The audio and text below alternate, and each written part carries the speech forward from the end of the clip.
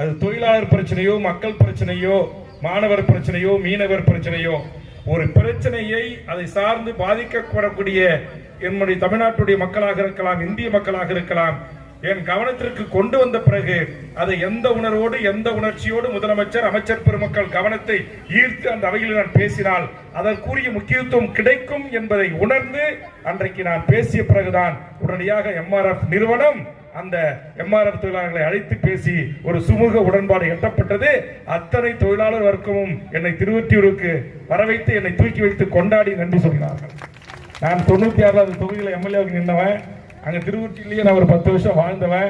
அங்கே இங்கே வழக்கறிஞர் முத்து அவர்கள் குறிப்பிட்டது போல குசேலரிலிருந்து பல தலைவர்களோடு நானும் அங்கே என்ஃபீல்டிலிருந்து, கார்பன் யூனிவர்சிட்டியிலிருந்து, நம்முடைய மணலி எம்ஆர்எல்லிருந்து, அங்க இருக்கிற எல்லா ஸ்பிக் நிறுவனத்திலிருந்து, அசோக் லைன் நிறுவனத்திலிருந்து எல்லா நிறுவன தொழிலாளர் தலைவர்களோடும் நான் தொடர்பில் இருந்தவன்.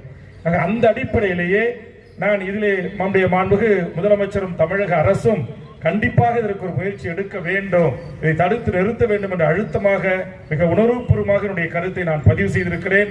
முதலமைச்சர்களையும் தனியாகவும் சென்று நான் சொன்னேன், இப்படிலாம் பாதிப்பு இருக்கிறது தளபதி, கண்டிப்பா நீங்கள் இதை தலையிட்டு இதை தடுத்து நிறுத்தவில்லை என்று சொன்னால் மிகப்பெரிய பேராபத்து இருக்கிறது.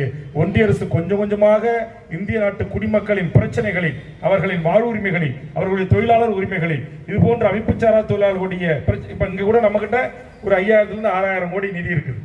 இதுல இன்னைக்கு வெறும் 1500 ரூபாய் கொடுக்குறாங்க ஓய்வு பெற்றவர்களுக்கு. என் பக்கத்தில் உட்கார்ந்த தோழர் கூட எனக்கு 1500 தான் கொடுக்குறாங்க, 5000 ரூபாய் கொடுக்கலாம், 1200 தான் கொடுக்குறாங்க, 5000 ரூபாய் தாராளமா கொடுக்கலாம். கண்டிப்பாக அந்த கோரிக்கை, ஏன்னா இது வந்து உங்களுடைய பணம் அரசினுடைய கஜானாவில் இருக்கு, அது வேற போயிடுது. ஆமா, ரீசார்ஜுக்கு. அதனால இப்ப இது ஒரு நியாயமான கோரிக்கை. அவங்க ஒண்ணு அரசு வந்து இப்ப பப்ளிக் செக்டர் என்று சொல்லக்கூடிய போக்குவரத்து, மின்துறை, மருத்துவம் போன்ற துறைக்கு மக்களுடைய வரிப்பணத்திலிருந்து ஒரு குறிப்பிட்ட தொகையை ஒதுக்கி அதுல இருந்து செலவிடுவாங்க. அந்த மாதிரி கூட கேட்கல, எங்க பணம் அங்க இருக்கு, அதுல இருந்து எங்களுக்கு ஒரு 5000 ரூபாய் கொடுங்க அப்படின்றாங்க. இந்திய அளவில் 1 லட்சம் கோடி இருக்கு, கண்டிப்பாக கொடுக்கலாம். இப்ப ஆந்திராவில் கொடுப்பதை பறித்து நம்ம பக்கத்து மாநிலம், சின்ன ஸ்டேட், நம்ம நாட்டில் ஒரு 2 டிஸ்ட்ரிக்ட் அளவுக்கு இருக்க பாண்டிச்சேரியில் 2000 ரூபாய் கொடுக்குறாங்க அப்படின்னாரு. நம்ம 1200 ரூபாய் கொடுத்துட்டு அது 200 ரூபாய் ரீசார்ஜுக்கே போயிட்டு அப்புறம் போயிட்டு இதை பதிவு பண்றது, அதிகாரிகளை பார்க்க வர்றதுக்கு இப்போ ஏதோ பேருந்துக்கு உங்க தாய்மார்கள்லாம் கொஞ்சம் இலவசம் கொடுத்துருக்காங்க, இல்லைன்னா அதுக்கு உங்களுக்கு போயிடும், எல்லா பஸ்ஸுக்கும் கிடையாது.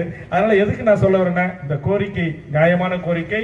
தமிழகம் சமூக நீதி தளத்தில் இருந்தும் ஏனைய தொழிற்சங்க உரிமை, அதே மாதிரி உங்களுக்கு தெரியும் தொழிலாளர் சட்டம், நம்ம முதலமைச்சர் கண்ணிலே மரண தூங்கியிருக்கான். அந்த கார்பரேட் பெரு நிறுவனங்கள் சில அதிகாரிகளை, அதுல என்னன்னா 12 மணி நேரம்